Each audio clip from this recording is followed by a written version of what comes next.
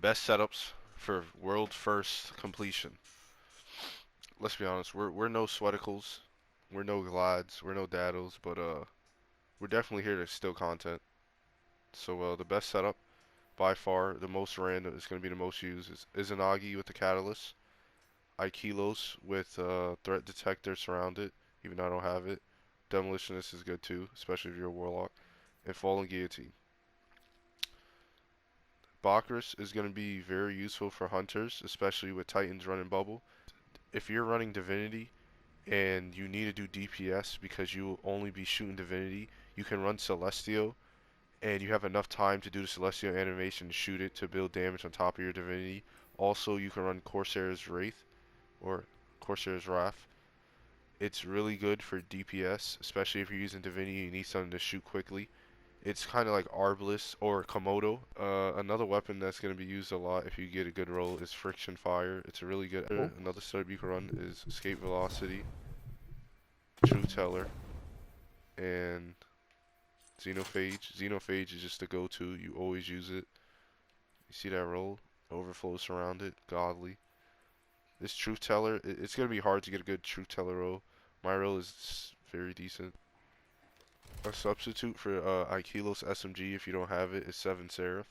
7 Seraph is way more controllable with the recoil. But if you ask me, Aikilos is 10 times better than it. As you can see, the rounds per minute is way higher. And I just have a better roll, so that's why I don't use it. It's a decent SMG. A lot of people do use it, but it's not going to be beating Aikilos. If you don't have either of these, just use Death Adder. You could get a somewhat good roll. It was dropping a lot in Prophecy. I have a Subsistence Rangefinder. I barely use it though because it's like the second to third SMG that I'd use by far. Fourth Horseman Yeah. is a very slept on exotic No. for up close encounters with yellow bars being mini bosses and coming up towards you. And if you need to take them out really fast, and let's say you don't want to waste sword ammo, Fourth Horseman can come in clutch. For example, in Thank Last you, Wish, honey. the Cali plates, there was yellow bar knights, and there's a Yeah. chance that there's stronger ones. Fourth Horseman can come really clutch in those situations. And also, you can just pair it with the primary that you like Friction Fire, Escape Velocity. If you want, you can use a Pulse Rifle.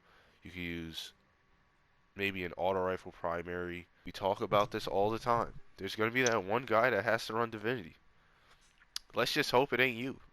Nobody wants to run Divinity. When they ask who wants to run Divinity, the whole party chat gets quiet. The Discord call gets quiet because nobody wants to put it on. So keep at least a 1250 Divinity, and I say at least because you're not going to do damage. So you need to lead your resilience to be high too because you will get slapped around. Comes to heavies, we all know the heavy kings, they'll never lose their spot.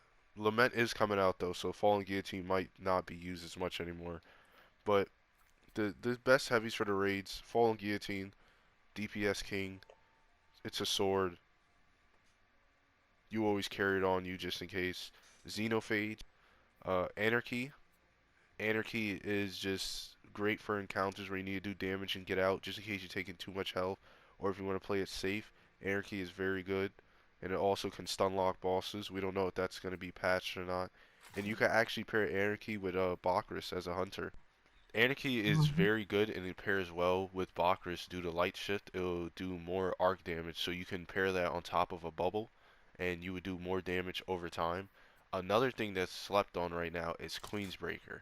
Queensbreaker being a precision weapon, in Scourge of the Past it was doing about 70,000 a hit.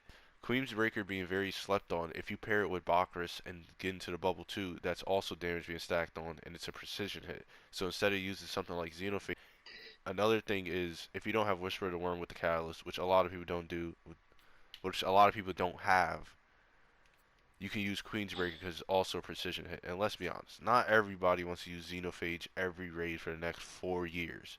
So let the person using Queensbreaker or Balkers, let him try it out. Let him see his damage numbers. Don't poop on him.